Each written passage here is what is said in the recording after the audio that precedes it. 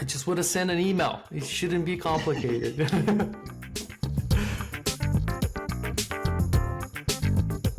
So we asked you all on Twitter, on Discord, on LinkedIn, about what you wanted to know about Resend.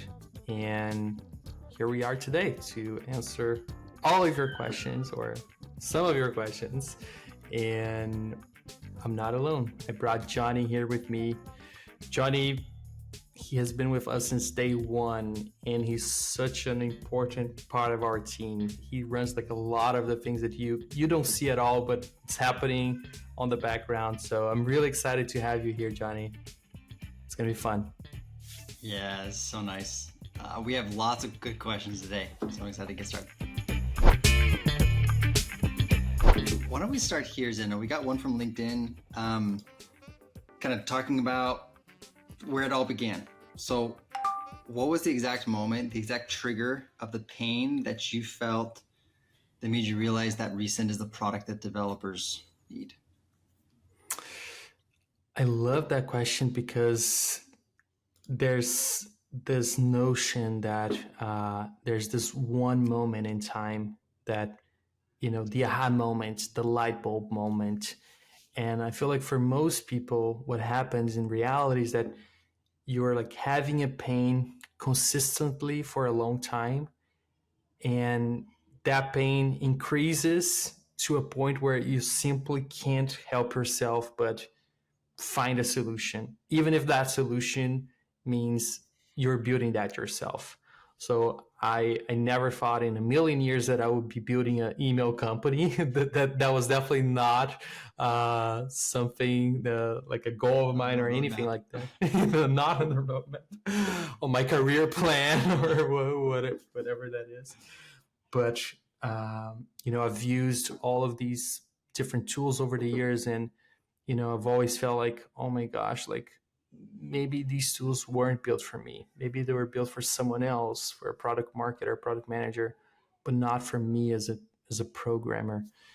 And it came to a point like after having that pain in different companies at different levels of pain, like dealing with really big customers and having those issues, I was just like, you know what?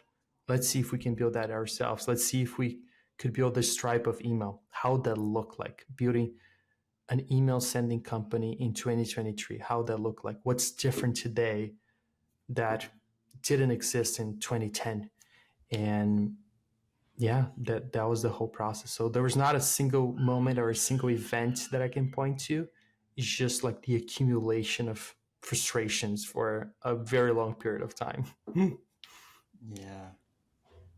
And we're noticing this is the same narrative that we're hearing from a lot of people that are migrating to Resend. Is like, there wasn't one big thing. It was just like this constant discouragement of like, why is this more complicated than it needs to be? Or why does it not feel like it's intuitive? And why is there all this like friction? So yeah, it's been many years of experiencing that. I just want to send an email. It shouldn't be complicated. So from Twitter, we have another one. How did you get your first 10 customers? This is a fun one. This is a fun story. And I'm going to take you back to December 2022. We were just like, I was just like traveling with my family in Brazil. We were in the middle of our vacation, and then like there's a lot of things happening in the background. The World Cup was happening, Christmas was right there, and we got the news that, hey, YC accepted us, like Y Combinator, like this massive program. Like, oh my gosh, like this is such a special moment. So I remember when we joined Y Combinator, we only had 2 paying customers. One of my best friends, Giovanni, who decided to play around with this MVP that we are building, and the other one was myself. I was paying with my own Gmail on Stripe, and we had our first office hours with our YC partner Diana, and she asked us like, what's your next milestone? How many paid customers do you want to close this month? And I had no idea how to answer that question. I was just like, 5, maybe. I think we can close 5. And I already thought that, okay, closing 5 is going to be very difficult, but maybe I can close 5. And then she said, interesting. I think you can do 15. And I was like, oh no. Like, for me, it was like, this is impossible. There's no way we're going to close 15 paid customers. Like, by the end of the month, there's just no way. And I remember on the last day, we closed the 15th customer. And there's just something about thinking differently, because like we just had to be more creative and approach it from a different angle. And I think the way you do it for your first 10 paid customers is just about like tapping into your network, the people you worked at, your previous job. Like, list every single person that could be your potential customer. What about the job before? Or what about your school, like where you studied? Who can you basically like go and beg for their help, for their feedback? That's the most important thing you can get at this stage. You definitely want to get that credit card swipe, and you want to see that number on your account, because that's the true validation. But along with it, what you really, really need is feedback. And you also have to be, in a way, selective with who you approach, because you want that feedback, and you don't want that feedback to take you in the wrong direction too. Next one from LinkedIn. How about your decision to create a company, and why seek investment to grow it a lot? Basically getting VC backing instead of just creating a bootstrap service. Depending on what bubble you are, you might think that there's just one way of doing things. Only bootstrap, this is the way, or only VC, only raising money from venture capitalists. Like, this is the only way to go. But there's truly like that option is available for you. Like, and you really have to look inside and think, what type of company am I building? What market am I targeting? What are my ambitions? Like, where do I want to take this? And I've had a previous experience doing a bootstrap company. And I remember, we was doing this project called Dracula Theme, and we sold thousands of copies of that. And I loved it. I had such a great time doing that. But for Resend, it was so clear to me, like, this needs to be a VC-backed company. We're going after a really big market with extremely established players, and we want to give like a generous free tier for developers to start just playing around and see if this is the right product for them or not. So for me, that was the only way to go. But I think you just have to look inside and see, is this the right path? Like, what comes along with each one of these decisions? And I feel like people, most of the time, they just go with whatever it's in front of them, or whatever they hear more often. Mm-hmm. So also one of the factors that goes into it is like how mission critical is what you're trying to provide, because it's really hard to do something like super mission critical for other businesses when it's just bootstrapped. It's totally possible. It's just a little bit more tricky. Like, that extra investment up front allows you to do things, I wouldn't even say more right, but just more optimized for like resiliency, reliability. You can add in some of that extra structure because of the investment that helps the product to already be like more production ready for companies that have to really rely on it from day one. Yeah, it's not only about building the product, it's about maintaining, supporting the security aspects around it. Yeah, it's pretty true. So much. Okay, Jonni, I have a question for you too. So this one comes from Twitter, and it's about newsletters. So the question is it a good idea to send newsletters using Resend and React email? So yes, that's the short answer. we've gotten this a lot because we really market to the transactional email, right? That was the first space that we really focused on, and it's still our main focus. But we have like lots of big customers that are using it primarily for like newsletters and big batches of emails. So absolutely go for it. We just know that there's a lot of specific features that need to be there in order for that specific experience to be really good. And we have a super high bar for, like, if we say that we provide something, we want it to be above average when we say that. So that's why we haven't broadcasted the idea that you can use Resend for this as much, because we know there's just like basic features that you would probably be needing to supplement Resend with at this point, but it's absolutely on the roadmap. We're already working on a lot of those features that will really unlock that use case and make it just as easy to do mailing like newsletters as it is to do transactional in the coming months. We do that ourselves, right? We have our own newsletter and we use Resend and React email, but we had to do a lot of wiring to put that together, and hopefully in the future it's going to be extremely easy to do that. Yep. Another one for you, Zeno, from LinkedIn. Why use Resend if other tools and providers in the market already have solid APIs? Yeah, this is a great question because we're coming in and we're saying, hey, here's a new solution for you. But there's already a bunch of options already there, and maybe things that you have used in the past. So I think a good way to look at this question is just go back to what our customers are saying. What are the things that they tell us when they move from Mailgun or SendGrid or SES?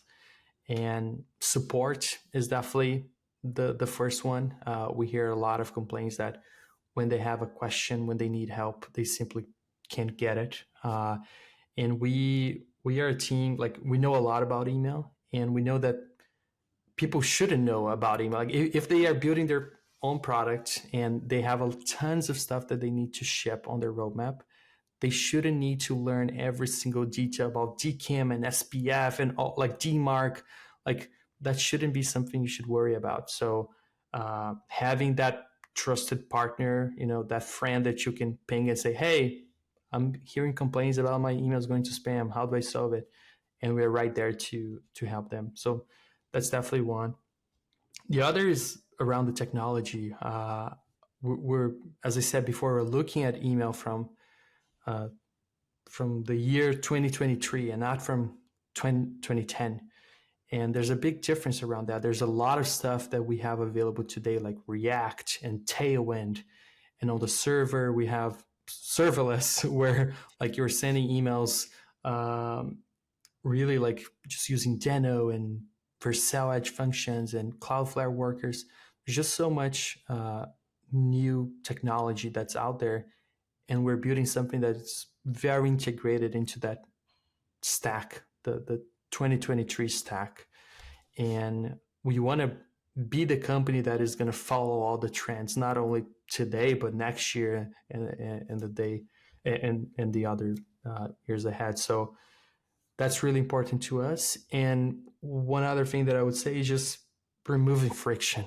We hear all the time that it takes days to have your account authorized to use this other service, and it's just so difficult to do something simple. And we're just looking at all the steps in the journey, are saying, what are like the little things that we can remove to make it easier, to make it more straightforward. We don't want to have a bloated product. We want to have a very like really direct product that really helps you do what you need to do, and then you leave to what else you have to do.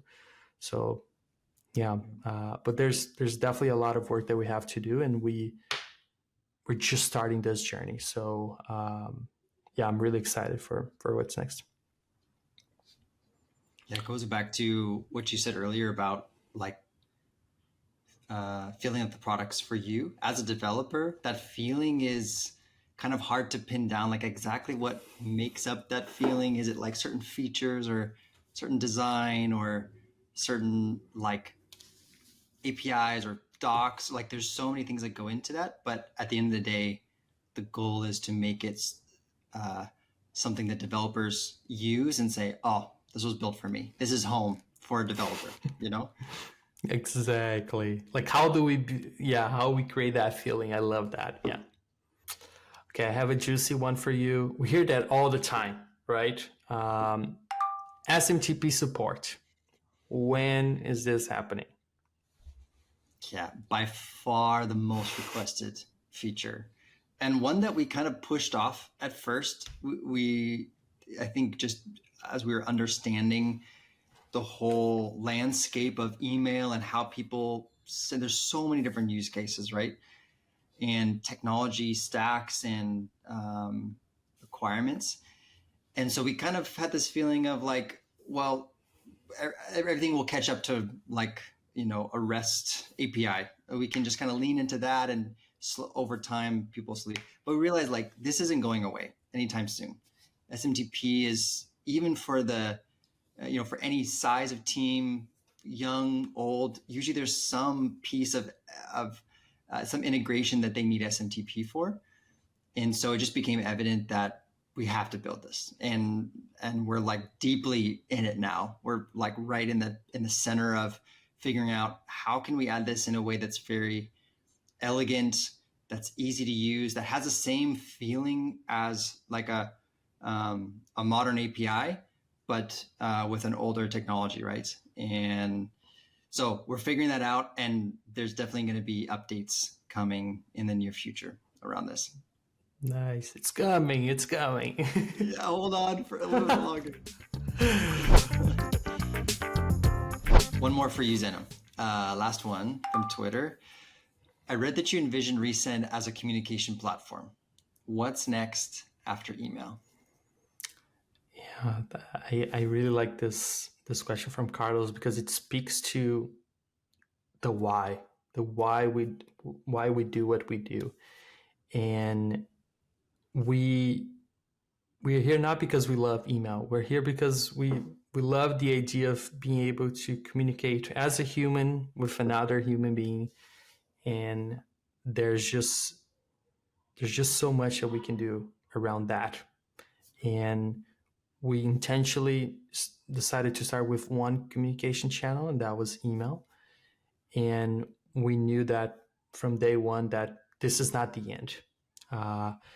And one thing I can say, this is news for you too. I was just like, last night on, like it's like 10, 11 p.m. You're just like by yourself. And I was like with my laptop, just started browsing around. And I was like, oh, I searched for React SMS. That was my search query. And then I was like, oh, interesting.